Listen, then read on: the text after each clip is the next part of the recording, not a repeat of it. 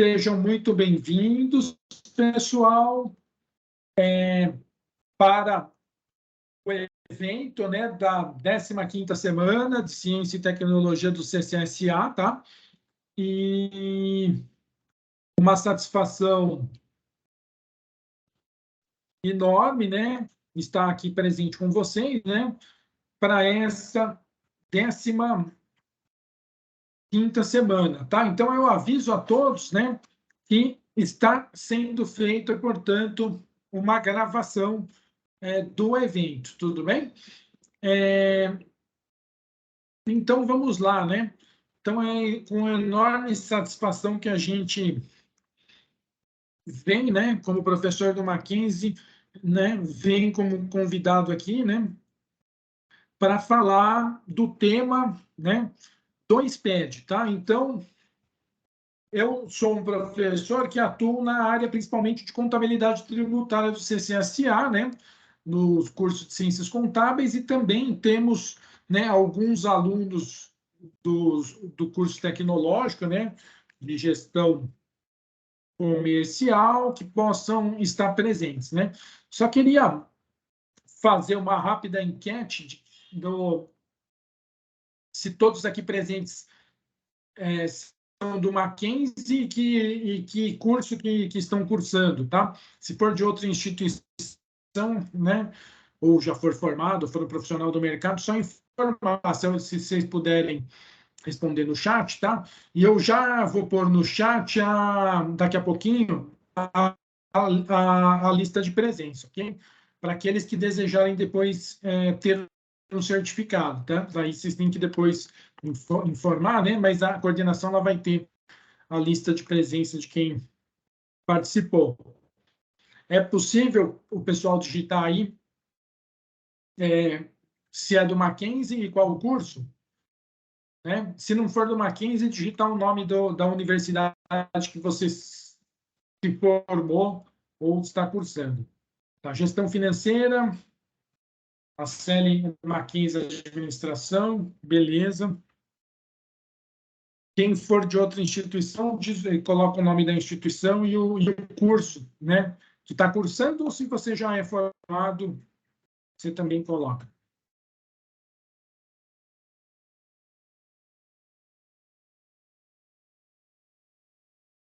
Beleza, maravilha, né? Bastante gente colocando, Cristóvão aí, né, do Senac, Ciências Contábeis, né?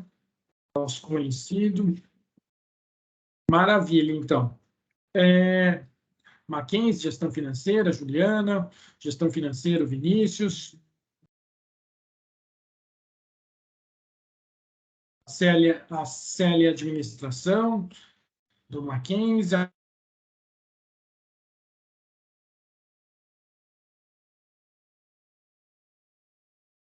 Então, vamos, né, feita essa enquete, né, a gente já vai aqui dar início, tá? Daí, daqui a pouquinho, eu já coloco para vocês, eu vou colocar mais de uma vez, caso alguém entre depois, né? Mas eu já vou colocar aqui o Google Forms do registro da presença, tá? Registro de presença. Então, deixa eu me apresentar para quem não me conhece, né? Eu sou o professor Roberto Biava, tá? Eu sou professor do Mackenzie na área de contabilidade tributária e financeira, tá? Eu também sou tributarista, tá? Sócio no escritório da RVC, tá? E a RVC Law, né, que é um escritório que atua em várias frentes, né, na parte de advocacia e consultoria, tá? Fica ali na Vila Olímpia, tá? E eu sou um dos sócios e eu estou voltado principalmente para a área tributária de indiretos, tá? Então, aqui sou professor do Mackenzie, principalmente na área de contabilidade tributária e financeira, né? Participo como convidado de outros cursos, como, né, na FIPECAF, no MBA, como professor do Senac, né? Eu tenho uma formação bastante ampla, né? Eu sou contador, né? Pela FEA, USP, advogado pela pela São Francisco, USP, né? E também eu sou administrador, tá? Pela Getúlio Vargas. Meu doutorado em Direito, né, na USP, e nosso mestrado aqui na área de controladoria empresarial pelo Mackenzie, tá? E a gente é professor do Mackenzie aí há 2 anos, com muita felicidade, uma instituição que a gente ama de paixão, né? E a gente tem a satisfação de voltar aqui nessa semana, né? De ciência e tecnologia, já na época que eu fazia o mestrado aqui no Mackenzie, isso já faz uns 10 anos, pelo menos. A gente já teve a oportunidade de participar, né? Em alguns eventos aqui, né? Então, é uma satisfação enorme, né, estar como professor aqui no evento. Então, vamos para o bate-papo de hoje, né? Como vocês viram, eu sou basicamente um contador e um advogado, né? Então, eu não sou um profissional de TI, mas eu tive muita vivência na área do SPED, né? Nesses mais de 20 anos atuando na área tributária. Então, o nosso objetivo aqui ele é muito mais de uma palestra estratégica, né? Sobre os riscos e oportunidades para as empresas, né? Então, esse é o nosso escopo, né? De falar dessa revolução e inovação tecnológica na área tributária que foi trazida pelo SPED, mas focar principalmente nos desafios, né, para as empresas e nos impactos que isso possa ter, né? Nem todo mundo trabalha na área tributária, na área fiscal, mas sejam vocês administradores, gestores, né, comerciais ou financeiros, ou contadores, vocês têm que muitas vezes ter, né, uma noção dessa área, tá? Então vamos começar nosso bate-papo, primeiramente falando do fisco como um dos usuários da informação contábil, tá? Mas para contextualizar isso, vamos ter em mente basicamente o seguinte, né? Então, eu já estive do lado do setor público, eu trabalhei vários anos como auditor fiscal, né? E já, né, nos últimos anos, a gente sabe que o fisco ele pode, inclusive, acessar as informações contábeis das empresas. Por quê?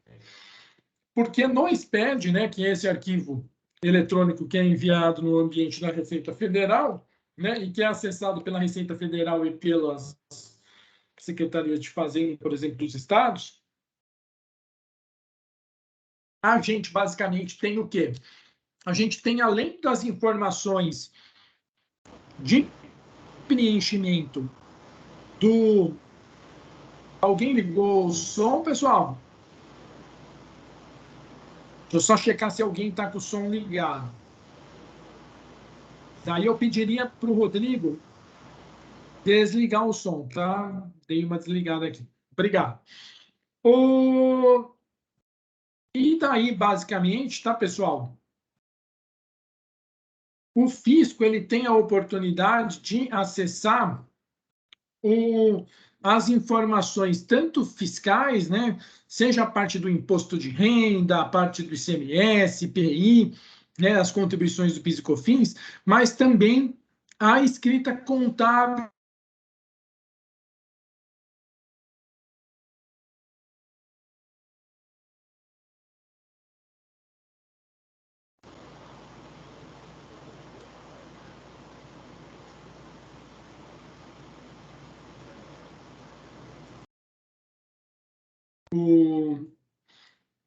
Antigamente, para acessar essas informações, tá, pessoal?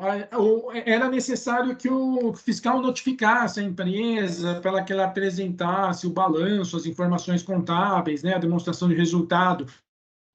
Hoje, isso pode ser acessado via arquivo SPED. É claro que para isso, para que haja esse acesso do fisco dessa informação contábil, evidentemente que é necessário um motivo, por exemplo, uma abertura, né, de uma auditoria, um trabalho fiscal, né? Existe, evidentemente, toda uma segurança da informação que envolve as informações da Receita Federal. Então, o auditor fiscal, quando acessa lá, você tem a informação certinho, né, basicamente do quê? de quem que é o auditor fiscal, né, o nome, o CPF dele, né, e evidentemente que tem que ter um trabalho fiscal para que essa informação ela seja basicamente acionada, tá, pessoal? Mas o importante para nós, né, vou fazer aqui um adendo inicial do ponto de vista teórico da contabilidade, né, a gente, né, porque eu sou um professor de contabilidade, as demonstrações contábeis, elas podem ter vários usuários interessados nas demonstrações contábeis, tá? Então, eu sei que tem alunos aqui de economia, de administração, né, de gestão comercial e financeira, não só alunos de contábeis, né? Mas a gente tem que ter em mente que a demonstração contábil, né, ela é feita para vários players do mercado. O investidor é um deles, né? Então, quando vocês investem na bolsa, muitas vezes vocês entram para verificar lá as informações,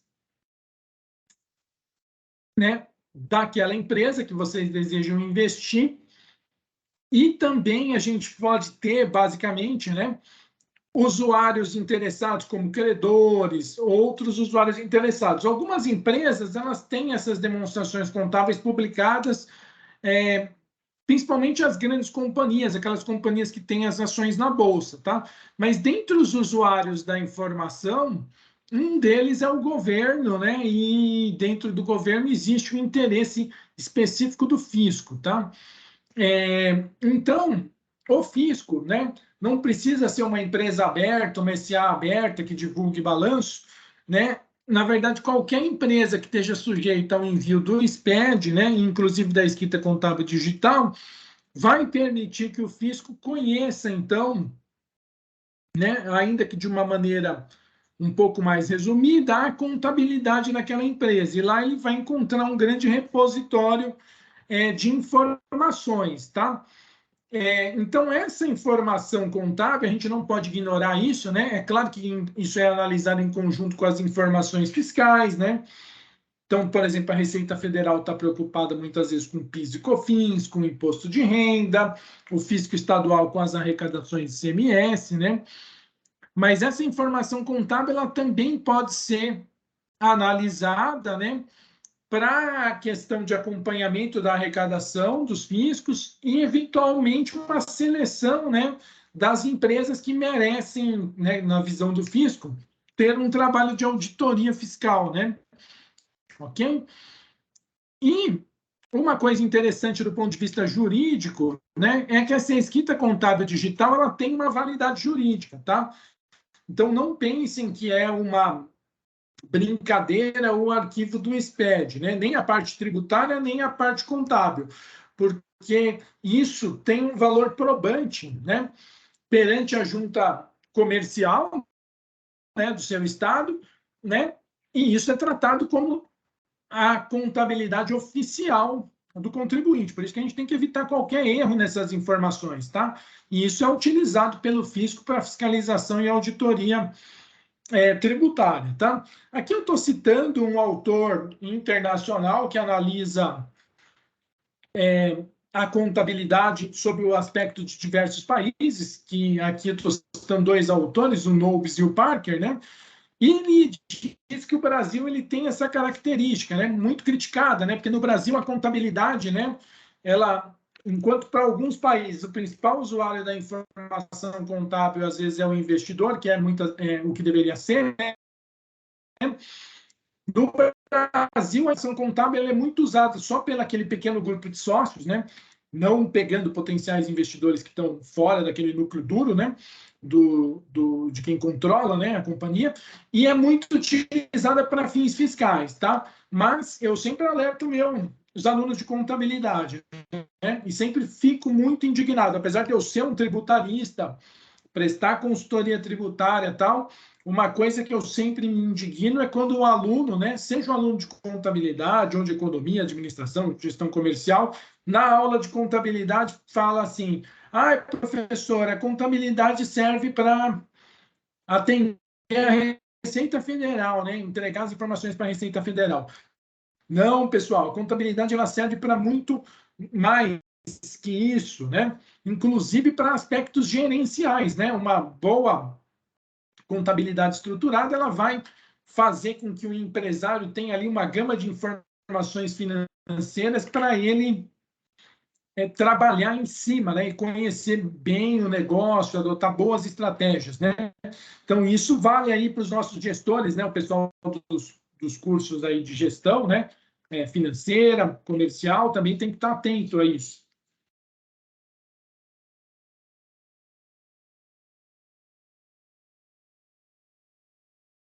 Operadores que ensejam a tributação, né, se eles estão indicando, né, então, a capacidade econômica e contributiva daquela empresa, daquela firma, em contribuir, por exemplo, com o imposto de renda e contribuição social, quando a empresa apresenta lucro, quando a empresa apresenta receitas, oferecer a tributação aí, ou as contribuições PIS e COFINS, né? Essa receita pode ser traduzida em movimentação, né, em circulação de mercadorias, e daí vai ser devido ICMS, dentre outros tributos, tá?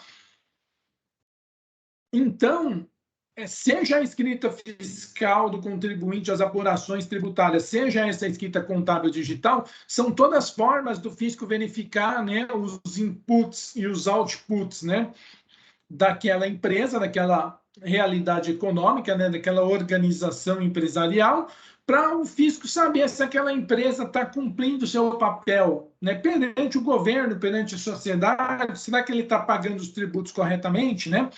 Então, nem está colocando a palavra contrato aí, né, que é uma palavra usada de maneira genérica, né, na teoria da firma, não é usado no sentido jurídico, mas será que aquela empresa está cumprindo o seu papel, né, o seu contrato perante a sociedade, pagando, então, os seus tributos? É claro, né, que do ponto de vista jurídico, o direito tributário ele está calcado no princípio da lei, da legalidade, né?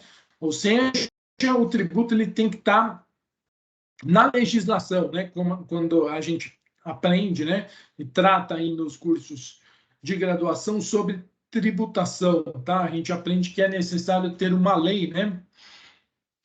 Bom, e o SPED, né? Vamos falar um pouquinho do SPED e do impacto dele, né? Desse arquivo eletrônico que é o SPED e que envolve custos, né? Evidentemente que envolve custos, porque não é simples, né, pessoal, a gente entregar uma informação eletrônica para o governo, tá? Daí eu gostaria também de estimular vocês que estão aí do outro lado, tá? Vou lembrar de novo aqui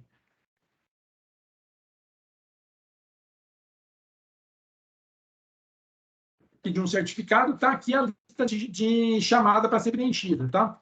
Para quem desejar solicitar um certificado, tá? Principalmente para os alunos do Mackenzie, né, que possam, né, ter interesse aí, né, em usar essas atividades, né, que solicitem, então aí preencham aí seu nome certinho, tá? Você tem que ter feito a inscrição, né? Que daí depois eu vou encaminhar para o departamento responsável. Bom, então vamos falar um pouquinho do SPED, desses impactos, né, nos custos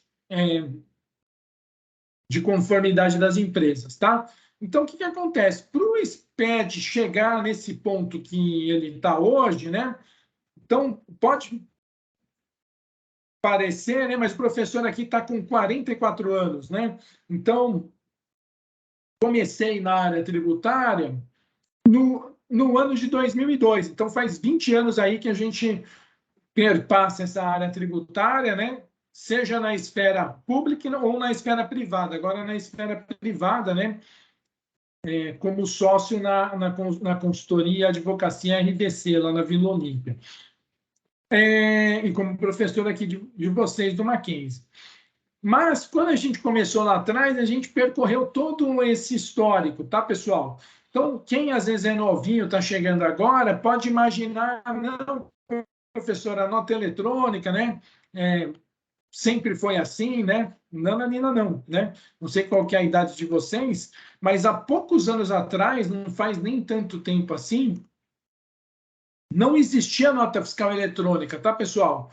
Então, nesse aspecto, né, às vezes a gente critica bastante o Brasil, mas nesse aspecto o Brasil ele é até pioneiro, tá?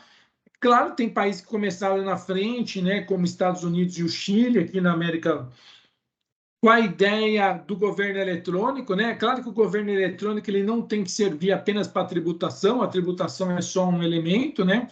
Mas o fisco brasileiro ele teve um histórico de informatização.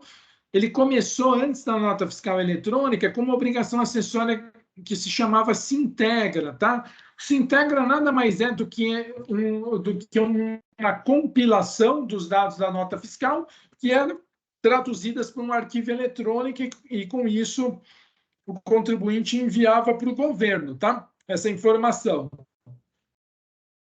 E com o passar do tempo, né, as empresas, principalmente as maiores, no começo começaram a fazer processamento eletrônico dos dados, né, e depois se evoluiu, né, para a utilização primeira da nota fiscal eletrônica, né, para que depois fosse possível a implantação do SPED, né, tanto da parte de escrituração contábil quanto fiscal.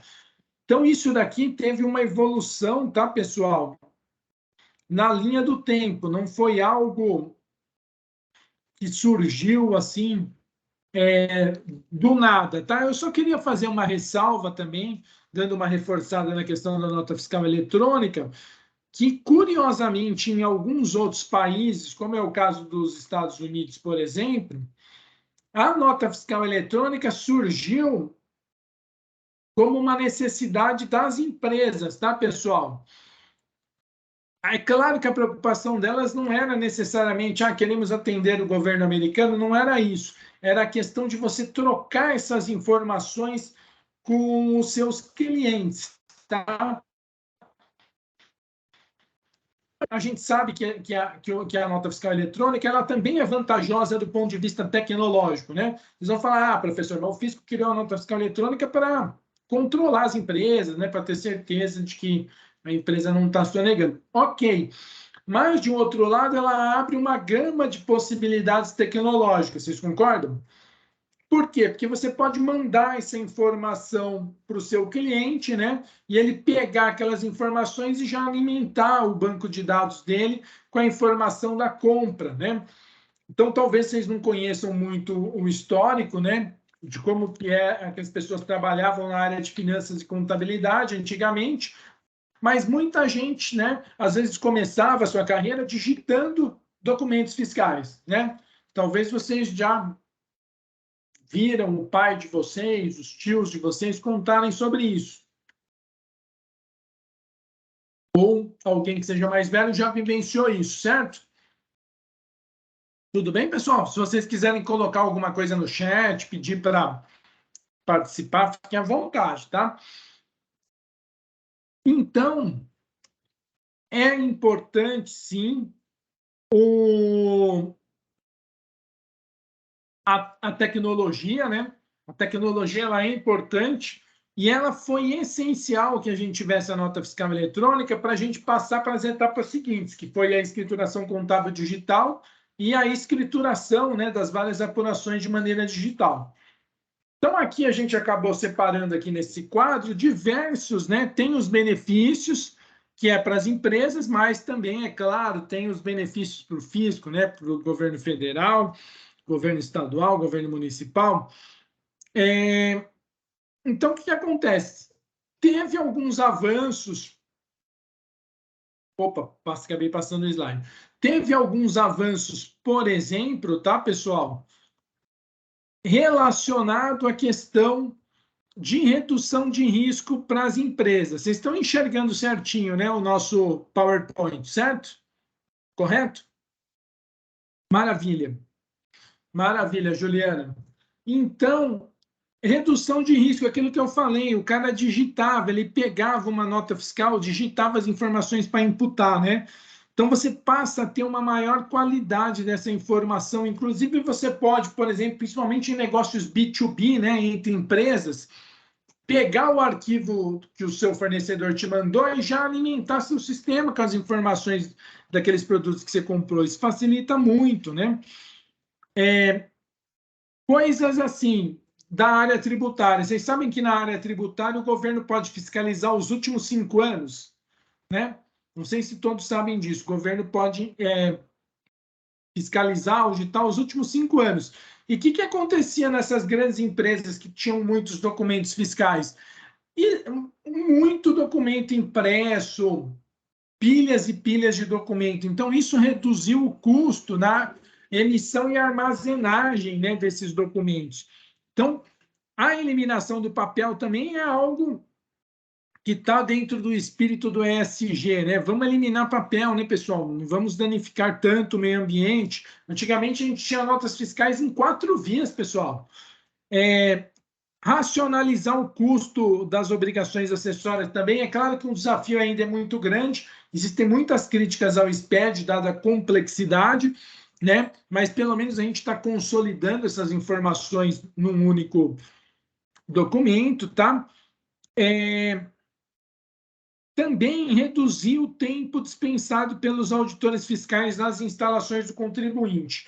Então, não sei se vocês estão acostumados com essa questão da relação empresa, né, e auditores fiscais, mas a questão do atendimento à fiscalização sempre foi uma coisa complicada. E antigamente, às vezes, o auditor fiscal ficava lá num espacinho na empresa, né, fiscalizando, auditando. Hoje, a gente consegue reduzir um pouco, deixar ele mais à distância, porque ele vai manipular essas informações que estão nos sistemas, ele não precisa ficar tão próximo. É claro que, né, ele tem direito a visitar, fiscalizar a empresa, mas ele não precisa ficar lá enfurnado no dia a dia.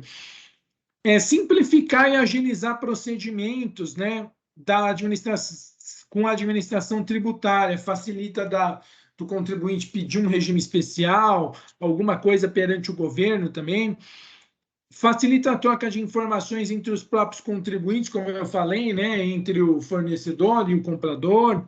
Melhora a qualidade da informação, isso para as empresas, né, são vantagens para as empresas. Maior facilidade operacional para as empresas se planejar logisticamente, né? Fazer estatísticas das informações, você consegue disparar a informação de que vou mandar o caminhão para o meu cliente, né? Ele consegue saber com antecedência, né? Melhora a segurança da informação, porque evita a questão do extravio de documentos, quando o documento era em papel, né? Vai que, né, pegou fogo no documento, molhou, rasgou, né? Perdeu, né? E é claro que tem as vantagens para o fisco, né? Que muitas vezes a gente, né, que está do lado das empresas, fica um pouco reticente, né? Mas o fisco ele tem suas vantagens, porque ele vai ter um controle, uma fiscalização mais robusto, né? Em papel seria inviável a gente fazer uma fiscalização no dia de hoje, tem mais rapidez da informação para o governo, né? Ele consegue coletar os dados mais rapidamente numa auditoria, consegue fazer cruzamentos eletrônicos, né, desses dados contábeis e fiscais. Inclusive, a gente vai discutir que isso é um risco, né, para as empresas de exposição, mas ele diminui a sonegação fiscal, né, porque às vezes a gente tem concorrentes, né, na área empresarial que fazem uma concorrência desleal. Maior eficiência nos trabalhos de auditoria. Celi, fica à vontade para perguntar. Né? E com isso diminui, né, o tempo dos auditores dentro das empresas, facilita as notificações fiscais. Pode escrever sua pergunta, pode ficar à vontade, ou eventualmente até solicitar o microfone, se você preferir, Célio. Eu não estou bloqueando.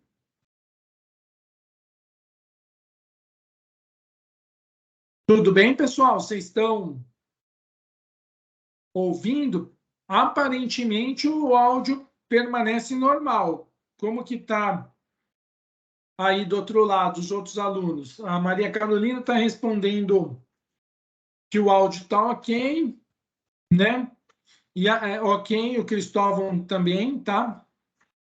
Ok? Então, pediria para a Celi dar uma checadinha, né? Que pode ser que seja uma questão da sua internet aí, né? Porque aqui os demais alunos estão Ouvindo perfeitamente, certo? Vamos ver a Adriana aí, que ela está colocando também. Mas, continuando, para a sociedade também a gente tem um ganho, a questão do meio ambiente, né? De evitar o gasto do papel, reduzir um pouquinho o custo Brasil, né?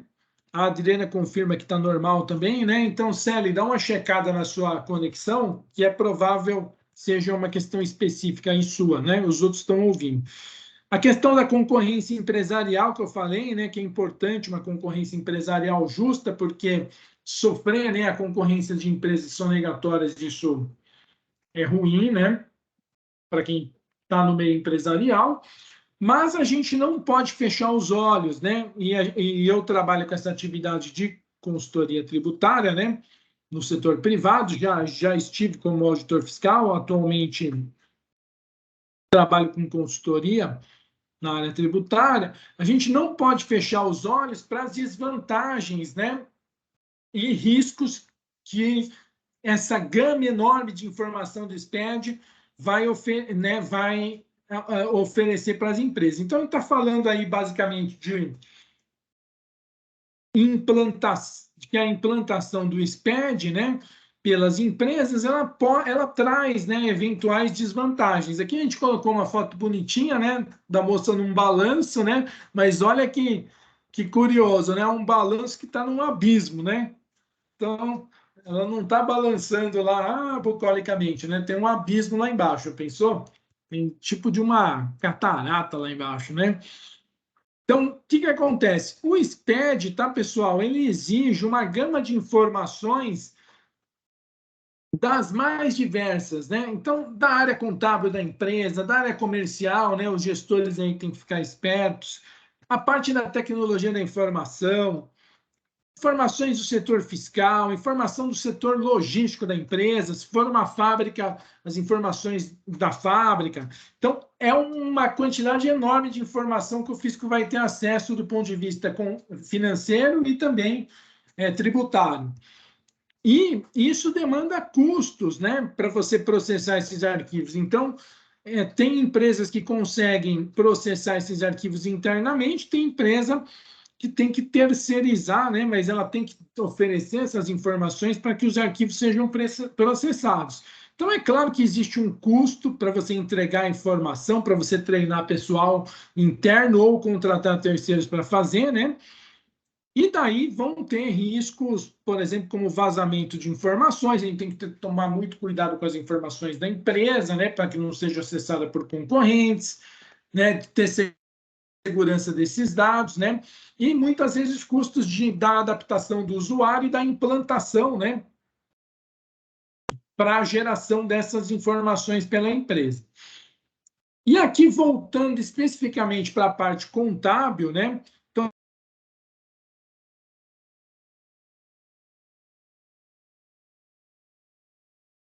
do SPED, né? Que também é conhecido como SPED contábil. Então, acho que acredito que deu uma pequena oscilação aqui, né? Deu uma pequena oscilação, mas vocês estão me ouvindo corretamente? Todos estão me ouvindo? Tá, realmente agora houve uma pequena oscilação que eu reparei, tá? Mas todos estão ouvindo, maravilha. Então, eu estou focando aqui na escrituração contábil digital, que é uma parte do SPED, também conhecida como SPED contábil. Na verdade, consiste na substituição dos livros contábeis por arquivos na forma digital, né?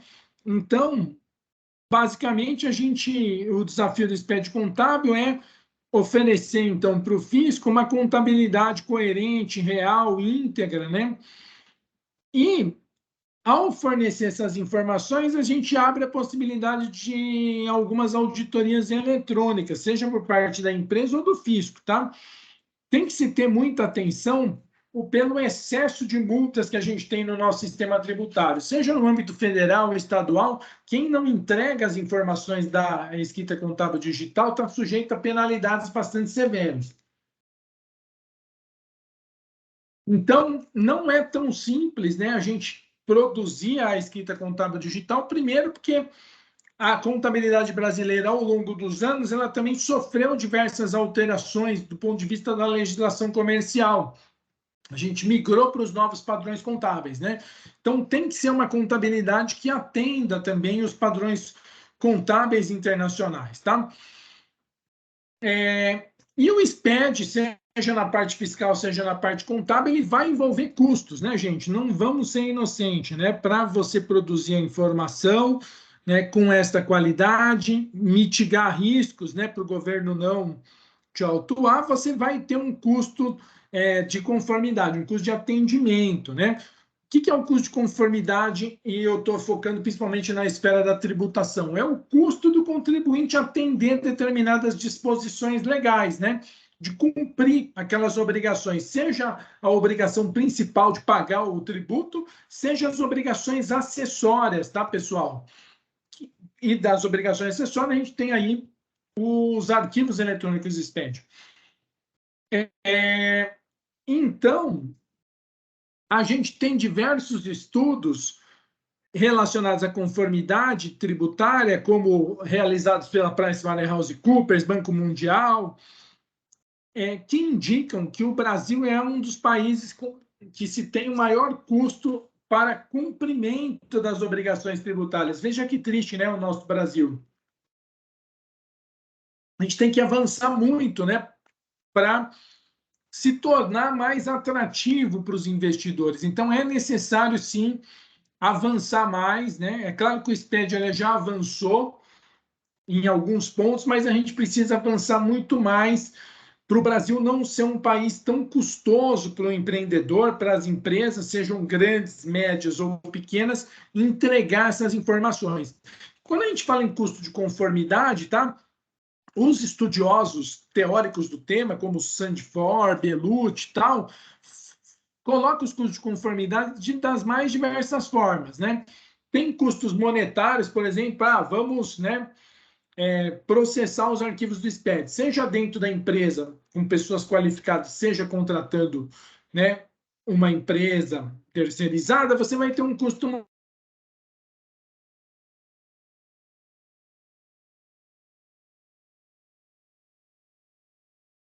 para implementação, depois você tem custos para manutenção, né? Mas a gente tem até os chamados custos psicológicos, né? Então, a gente que já trabalhou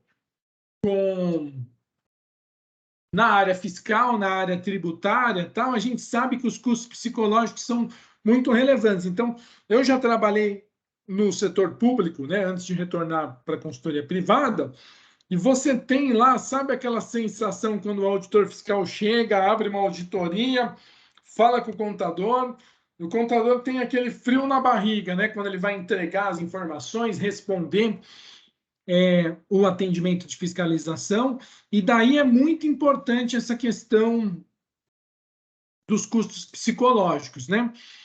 Então, também, né, a gente pode ter,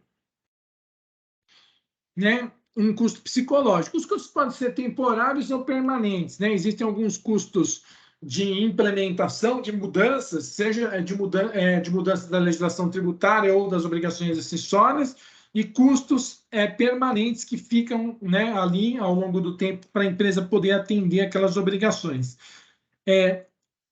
Os custos, em geral, aqueles que são monetários, conseguem ser mensurados. Os psicológicos são de mais difícil mensuração, mas eles geram aquele mal-estar, aquela ideia de risco, né? Aquela ideia de que a empresa está exposta.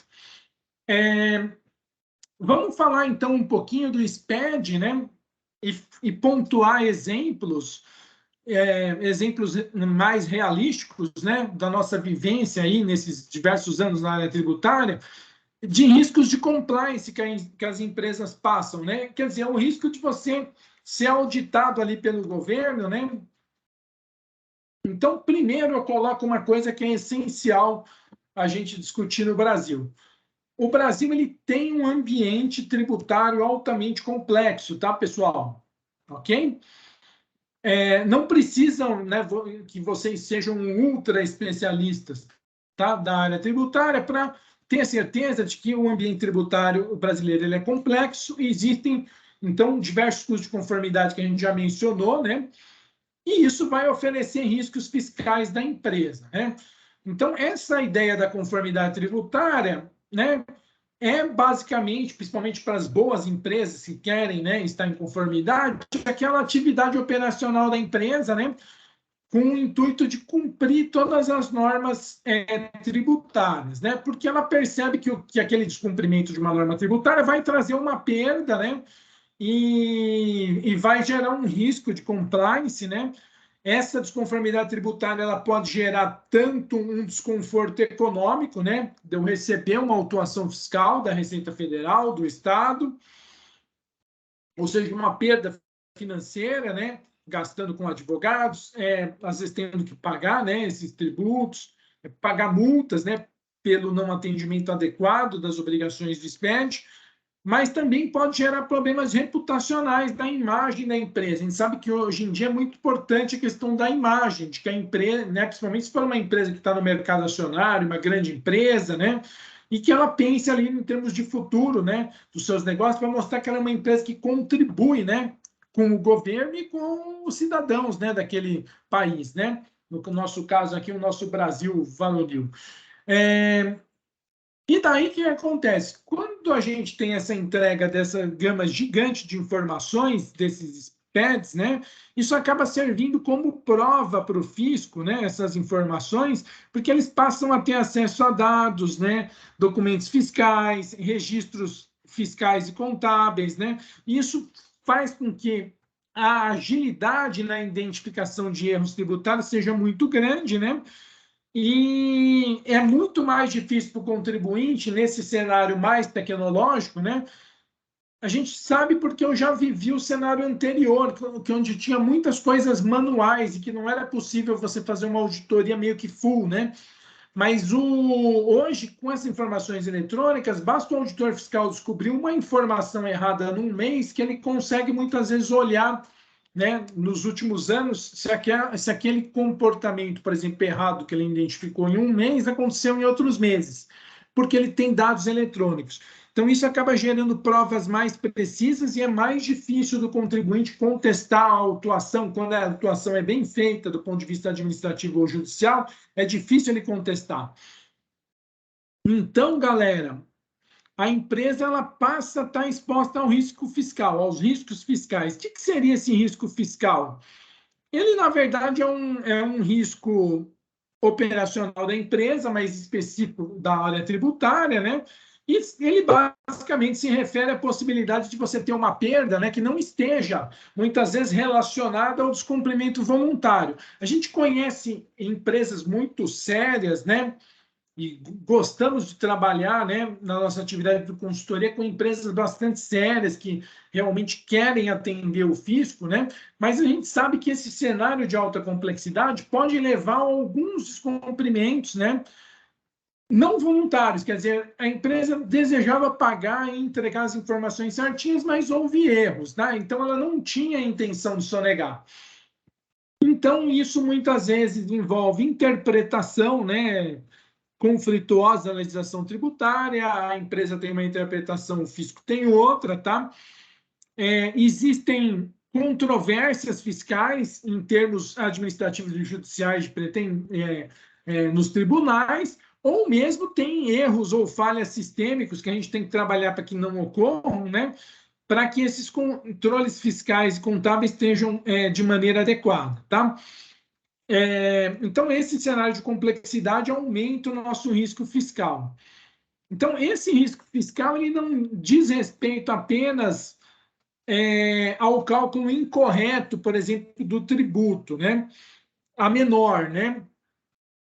Mas a gente também tem que pensar, claro, se o tributo foi calculado a menor, você pode ter o tributo cobrado no auto de infração, multas, né, pesadas de cobrança de juros, mas também existe um risco fiscal de você calcular um tributo maior. Então, na nossa vivência de mais de 20 anos na área tributária, a gente já viu diversas situações que a empresa calcula o tributo a maior do que o devido, né? Porque ela faz uma interpretação errada ou não tem controles. Por exemplo, ela não percebe que um item, né, de um determinado produto da indústria dela teve uma redução de alíquota, né? Por exemplo, o IPI, cada produto tem uma alíquota. Então, às vezes, você não observa um errinho de alíquota e daí continua pagando mais. A alíquota foi reduzida, você continua pagando mais. Quer dizer, você está pagando mais imposto para o governo. Então, isso também é um problema, né?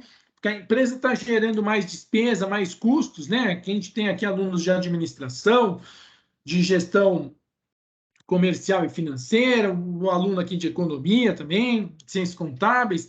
Então, a gente sabe que isso daí é um problema gravíssimo, né? Você pagar uma carga tributária maior, porque a gente tem um mercado muito competitivo, tá, pessoal?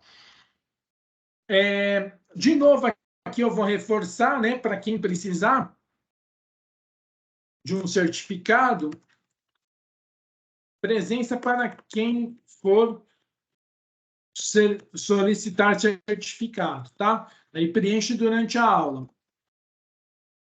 Preencher acima aí o pessoal do Mackenzie que precisa de certificado, tá? Beleza, pessoal. E daí,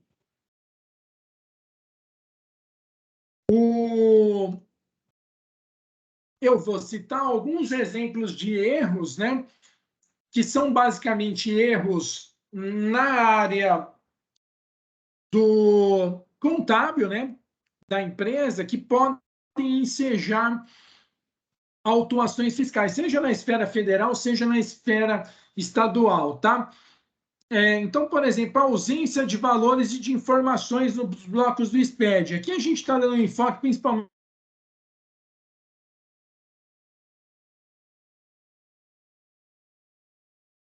estadual e do IPI federal, FD, contribuições, né, na parte de PIS e COFINS, né?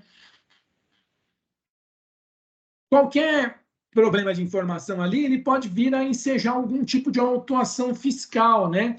Ou mesmo a falta de integração entre as informações que estão na nota fiscal e no SPED, porque o governo ele descobre, ó, na nota fiscal você colocou um valor X de venda e no arquivo eletrônico, né, do SPED, que vai movimentar a apuração do imposto, você colocou outro. Então, isso pode gerar uma autuação fiscal. O próprio atraso, né, no envio dos arquivos pode gerar multa. É necessário, muitas vezes, a gente fazer uma auditoria desses arquivos antes de enviar, né? Fazer um checklist de alterações, né, dessa legislação tributária, né? Verificar se a gente não está comendo bola, né? Muitas vezes a questão aí de saldo credor de caixa, aqui eu estou trazendo algumas irregularidades contábeis que podem ensejar autuações fiscais, né? Então, são assuntos mais voltados para o contador, mas que eu acho que são bastante relevantes, né? Então, como eu falei para vocês, tem um bloco contábil, né, que é FD, e tem um bloco fiscal, que são as apurações dos tributos. Mas se a sua contabilidade ela for perneta, ela tiver problemas, né, por exemplo, um saldo credor de caixa, né, que seria um caixa virado, né, vai indicar que a empresa tem algum problema provavelmente relacionado à caixa 2, porque ela tem um valor, né, um valor de caixa negativo, né? É claro que no banco dá para você emprestar, mas o caixa ali, moeda, não tem como ficar negativo. Então, isso pode fazer com que o fisco conclua que você teria uma operação irregular envolvendo caixa 2. Falta de escrituração na contabilidade de pagamentos efetuados. Então, eu comprei uma mercadoria e não dei a baixa respectiva, né? Ficou lá 2, 3 anos aquela duplicata lá em aberto, né? Sem que você tenha dado a baixa oficial, né? Pela via contabilidade. Então, o fisco ele vai ficar desconfiado que você tenha pago por alguma outra fonte, né? Ilícita, fora da contabilidade, né? Muitas vezes as empresas mantêm, né? Não contabilizam alguns passivos, né? Dívidas que estão ocultas. Você comprou, recebeu uma mercadoria, ficou devendo e não registrou isso na contabilidade. São problemas contábeis graves, mas que vão fazer com que o fisco né, seja a Receita Federal no Imposto de Renda, seja, por exemplo, o Estado no ICMS, entenda que você está sonegando e, com isso, cobre o valor dos tributos por presunção. Ativos ocultos da empresa, por exemplo, você tem uma máquina, né, lá na empresa, mas não tem a documentação contábil daquela máquina do ponto de vista dos registros contábeis, né? Falta de emissão de documento fiscal, esse talvez um dos erros mais grosseiros, né? Você vendeu alguma coisa e não emitir a nota, né? Recebeu o dinheiro, mas não ter o documento fiscal correspondente, né? Depósitos bancários, né? Ou PIX, né? No dia de hoje, né? PIX que entram na conta e não tem uma documentação suporte, né? Veja que isso pode ensejar, né? Fiscalizações da Receita Federal, né? E autuações, né? Porque você vai ter que justificar porque que aquele dinheiro entrou, tá? Então, aqui eu coloquei alguns exemplos de erros contábeis, né, que muitas vezes podem ser identificados por conta da escrita contábil digital, mas que tem um impacto fiscal, seja no imposto de renda, seja no ICMS, seja no PIS e COFINS também, né? Eu já exemplifiquei aqui. Por exemplo, você tem um ativo oculto, né? Por exemplo, eu tenho uma máquina na minha fábrica, mas eu não registrei na contabilidade a compra dessa máquina, né? Então, ele vai achar que você está utilizando dinheiro de caixa 2. Eu tenho um bem, né, ou um direito, né? Por exemplo, um estoque que está na contabilidade, mas quando alguém vai lá olhar e contar o estoque, ele não existe de verdade. Opa, daí vai achar que eu estou vendendo sem nota, né? Se na minha contabilidade eu falo que eu tenho 1.000 mouses desse, daí o fiscal vai lá e fala, não, vamos fazer uma contagem, eu quero ver os 1.000. Descobre que só tem 200, ele vai falar, opa, não está batendo, sua contabilidade fala que tem 1.000 mouses. Mas quando eu conto, só tem 200. O que aconteceu com os 800? Ele vai achar que você vendeu sem nota, pessoal. Então, olha, né, os riscos de conformidade, né, desse cruzamento do SPED com uma auditoria ali em loco, tá, pessoal? Passivos ocultos, a empresa às vezes tem alguma obrigação, uma dívida, né, que não está registrada. A Maria Carolina está falando, aquele famoso inventário, né? Por isso que a importância, né, dos procedimentos de inventário, né, da gente ter certeza de que os inventários estão corretos. Não só para fins tributários, tá, pessoal? Até para a questão de mitigar riscos mesmo do negócio, tá, pessoal? Por exemplo, imagina uma empresa varejista ou atacadista gigante. Você tem o risco de alguém roubar, né, seu estoque, vocês concordam? Não é só tributário a questão, né? A questão do inventário aí que a Maria Carolina está se referindo, muitas vezes é uma questão essencial para o negócio, né? Para você mitigar risco, né? Imagina um supermercado, alguém pode estar desviando uma parte das mercadorias. Então, tem que ter controles. Passivo fictício, né? O registro na contabilidade de uma obrigação inexistente ou que já tenha sido liquidada, né? Uma dívida que esteja na contabilidade, mas não exista de verdade.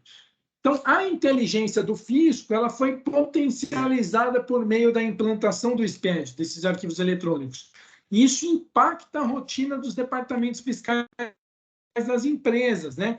Aumenta o risco fiscal para essas empresas, porque é uma gama de informações enorme que está sendo prestada, né? E que expõe a empresa à detecção, né, de problemas em auditorias e processo de fiscalização. Ok. Vamos falar um pouquinho da informatização, então, né, dessas informações contábeis e os seus impactos em institutos tradicionais do direito, né, como é o Instituto do Lançamento Tributário, previsto no nosso Código Tributário Nacional, tá, pessoal? Então, esse projeto tecnológico do SPED, que vem já muito forte nos últimos anos e cada vez mais está fortalecido, ele vai impactar totalmente o processo de homologação e lançamento tributário por parte dos fiscos. Passamos por uma verdadeira revolução e mudança, né, tecnológica, de obrigações acessórias estanques ali, né, que não eram bem analisadas pelo fisco, para uma gama de obrigações eletrônicas e conectadas, tudo no mesmo arquivo, tá? Tornando com isso a possibilidade de fiscalização mais ágil, tá? E a possibilidade do fisco cruzar a sua renda, a sua movimentação financeira, o seu patrimônio, as suas operações comerciais, tá? Então, esse SPED contábil fiscal ele vai gerar um banco de dados muito poderoso, né? No qual a Receita Federal, muitas pessoas chamam o SPED do Big Brother fiscal, né? Porque, na verdade, os negócios, né, da empresa, né, da empresa contribuinte, eles não são apenas fotografados, né? A gente poderia quase dizer que eles são filmados, já que todo mês, né? Vamos imaginar, todo mês você tem que enviar essas informações do SPED, né? Um filme nada mais é do que uma sequência de fotos, né, que você vai passando. Então, você, né, algumas pessoas dizem que a empresa já está sendo filmada, ela está no Big Brother, né? Certo, pessoal? Então, essas auditorias tributárias, elas podem ser feitas através de um uso maciço, então, dessas informações eletrônicas, né, seja fiscais, seja contábeis. A própria etapa preparatória de fiscalização pelo governo, ela também sofre uma revolução muito grande, porque os fiscos já têm as informações. Antigamente, o fisco tinha que ir na empresa e pedir as informações. Hoje, ele já tem, e ele já faz alguns filtros eletrônicos, às vezes de dados agregados, né? Às vezes mais simplificados de cada empresa, para ver a coerência daquelas informações contábeis e fiscais. Não é nem ainda que ele está auditando, ele está apenas manipulando de uma maneira mais geral a informação para verificar possíveis inconsistências em relatórios internos, tá? Uma vez que esses relatórios internos possam indicar algum possível problema, ele já pode partir para uma fase de seleção e escolher, né, as empresas que ele entende que poderia haver, né, algum tipo de desconformidade apenas, né, através desses relatórios. Mas isso não é uma autuação, né? Daí depois será necessário abrir uma auditoria contábil e fiscal para olhar a fundo. Então, eu parto agora para minhas reflexões finais, tá, pessoal? Eu esperava que vocês fizessem mais perguntas para a gente alongar essa discussão, né? Até o final, né? Mas, até o momento, né? Foram poucas as perguntas, mas a gente vai abrir aqui no final a possibilidade de vocês, né, falarem também um pouquinho nessa etapa final, um pouco mais, né? A possibilidade já estava aberta desde o início. Mas vamos para as nossas conclusões aqui, que as instituições, as empresas, elas têm que, então, refletir muito bem, né, sobre os riscos e oportunidades dessa informatização, né, das informações contábeis e fiscais por meio do SPED, né? E pensar bem em termos de custo de conformidade, o que vale a pena a gente investir ou não, né?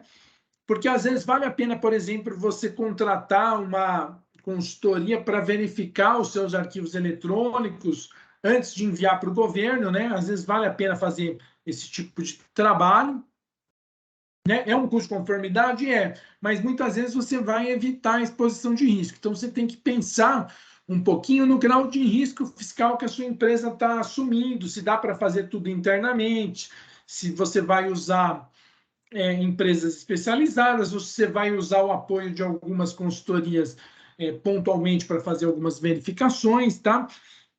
Então, eu diria que os profissionais do mercado financeiro e contábil, né, sejam contadores, administradores na área de finanças, gestores comerciais e gestores financeiros, eles têm que refletir, então, sobre as oportunidades e riscos, né, em face desses impactos tecnológicos, né, trazidos pelo SPED, para as empresas e para os fiscos, né, nesse processo de auditoria. Quem trabalha com tecnologia pode também nadar de braçada nessa área, apoiando o pessoal da área tributária, tudo bem? Então, quem tem interesse na área tecnológica e gosta de tributação vai ter uma gama muito grande de trabalho também pela frente, tá? Mas, né, é claro que essa é uma seara voltada principalmente para o contador, para o administrador na área de finanças, para um gestor financeiro, né? Mesmo um gestor comercial pode se enveredar também, né, um pouco mais por essa área, né? Desde que você trabalhe, entre nesse mercado, tá? E aprenda, né? Porque muita coisa a gente tem que aprender ali fazendo estágio, né? Então é muito importante que todos vocês que estão na graduação façam estágio, busquem uma empresa, né? Porque isso só complementa a formação de vocês. Coloquem a mão na massa, né? Isso que eu falo para os nossos alunos sempre, tá, pessoal? E agora, né? Eu abri, na verdade, essa possibilidade das dúvidas, questões ao longo do tempo. Mas a gente sempre deixa, né, esse momento final, porque às vezes tem algumas pessoas mais tímidas que preferem falar só no final, né? Então a gente já terminou a nossa exposição, né, do tema da inovação tecnológica e tributária do SPED, falamos dos desafios e dos impactos para as empresas e vamos checar se alguém quer colocar uma questão, seja pelo microfone, seja pelo chat. Vamos ver, Adriana, Álvaro, Cristóvão, Daniel Lim, Gabriela, Maria Carolina, Célia e Vinícius, tá? Colocando pela última vez aqui o link, né? Vamos verificar que tem questões aqui. Já vou ler as questões. Link da presença, tá? Para quem for pedir. Vou ler agora as questões. Certificado, né? Principalmente para quem é do Mackenzie. Vamos ver aqui. Opa, então, vamos ver. A Maria Carolina pergunta: as instituições que possuem SPED facilitam o trabalho dos auditores externos? Com certeza, Maria Carolina. Então, por exemplo, se você estiver contratando aí, né, um auditor externo, não precisa ser uma Big Four, mas que se, né, vamos supor, né, uma Price, uma Ernst Young, uma empresa de consultoria especializada, né, muitas vezes ela vai ter interesse, se ela trabalhar na área financeira e também na área tributária, né, principalmente, ela vai ter interesse, né, em manipular essas informações do SPED, e isso vai fazer com que a auditoria, né, principalmente da parte tributária, seja muito mais robusta, tá? Perfeito, então, a colocação da Maria Carolina, tá? E a resposta é positiva. A Juliana pergunta, né, ela fala que algumas empresas não têm a obrigação de entregar a escrita contábil digital. Isso, né, eu teria que pegar agora exatamente quais são os limites, né? Mas assim, existem alguns limites legais relacionados a porte das empresas, né? E muitas vezes fazem com que o grau de obrigação seja diferente. Mas eu diria que as grandes empresas, médias, né? Não diria nem grandes, as médias empresas têm que entregar tanto a escrita contábil quanto a escrita fiscal, tá? Algumas empresas de menor porte podem ser dispensadas de entrega de parte das informações. E o Vinícius está colocando um negócio aí que eu acho que é muito importante, pessoal. O SPED contábil, ele também pode ser usado, né, internamente pela empresa, tanto o SPED contábil quanto fiscal, tá, Vinícius? Ali a gente tem uma gama de informações que pode ser utilizado, às vezes, pela área de cadastro, pela área de homologação de fornecedores. Como eu mencionei para vocês, inclusive as informações que já estão na nota fiscal eletrônica, às vezes elas já são trocadas, essas informações, entre fornecedor e cliente, né? Você passa, né, essa informação eletrônica para o seu cliente ou fornecedor. Isso facilita, né? E o SPED, ele exige muito isso, né? Você tem que ter lá um cadastro de fornecedor, né? Um código para cada fornecedor.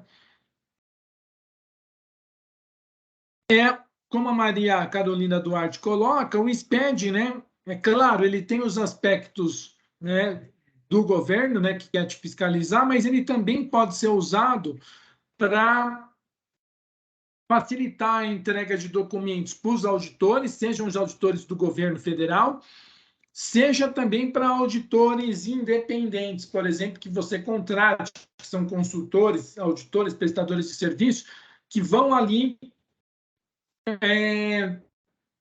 conseguir fazer uma auditoria mais robusta com base naquelas informações eletrônicas, né?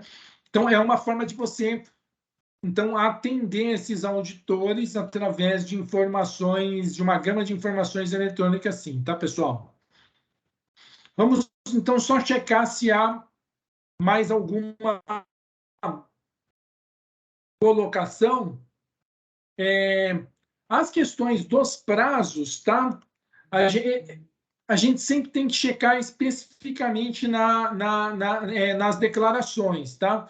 Nas entregas das declarações. A gente pode ter alguma variabilidade de entrega das informações, a gente sempre tem que ver qual que é a atividade, o porte da empresa, tá?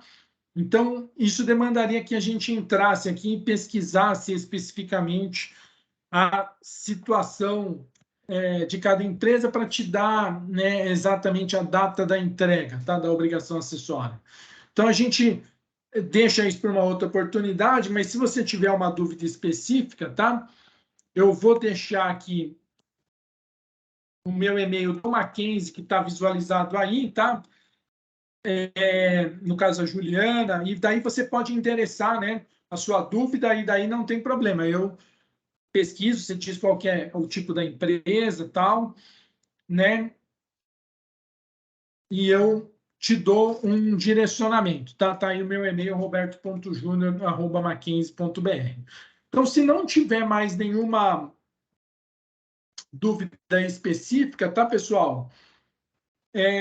A gente faz, então, um encerramento do evento, né? Agradecendo muitíssimo aí a presença, então, de vocês na 15ª Semana de Ciência e Tecnologia do Ciência S.A., tá? Lembrando a todos que aqueles que vierem a solicitar ao Mackenzie a presença devem, então, né, ter registrado aí no Google Forms os seus dados, tá? Então, eu agradeço a Maria Carolina aí, obrigado, né, pelo elogio aí, ótima palestra, muito obrigado. O Vinícius também agradecendo. Obrigado, Vinícius. Então, a gente só passa nesse momento final para os agradecimentos, da Juliana também, do Daniel Lim. E eu desejo uma ótima quinta-feira, uma noite de quinta-feira aí muito abençoada para todos vocês, né? E não percam, então, as programações do evento. E podem me adicionar no LinkedIn, pessoal. Eu fico muito feliz. Roberto Biava Júnior, tá? Pode me adicionar lá, né? Lá eu divulgo as questões dos meus trabalhos acadêmicos do Mackenzie e as atividades da empresa também, que eu sou sócio, tá? Da RVC. E eu agradeço bastante aí a participação de vocês, tá? Então, uma noite abençoada a todos e um forte abraço, professor Roberto Biava. Então, com isso, a gente encerra a gravação nessa noite de 20 de outubro de 2022, tá? Muito obrigado a todos. A gravação está sendo, então, encerrada. Forte abraço, professor Roberto Biava.